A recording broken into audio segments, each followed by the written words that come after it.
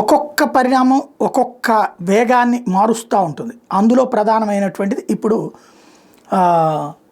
America అధ్యక్షుడు Trump April 2 deadline పెట్టాడు. టారిఫ్లు మా మీద వేసే వాళ్ళకి మేము అదే కోణంలో వేస్తామని.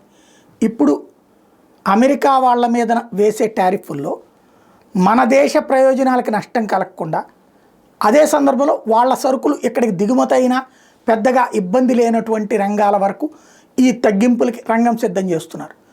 అందులో భాగంగా 55 రకాలైనటువంటి వాటికి, అంటే టోటల్గా మనం 100 సరుకులకి వేసామనుకుంటే 55 రకాల సరుకులకి టారిఫ్లు తగ్గిస్తున్నాం, 45కి తగ్గించబోమంటున్నాం.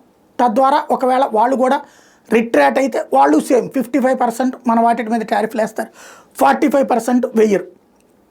ఈ కోణంలో అదే 55% మనకు కూడా ఎగ్జామ్షన్స్ ఇస్తారు, 45% దాని మీదనే వేస్తారు. రాబోయే రోజుల్లో జరగబోతుంది. ఇందులో గూగుల్ ట్యాక్స్, ప్రస్తుతం ఇండియా గూగుల్ ట్యాక్స్ వేస్తుంది 6%. ఏప్రిల్ 1 నుంచి దాన్ని తొలగించేటటువంటి దిశగా అడుగులు పడుతున్నాయి.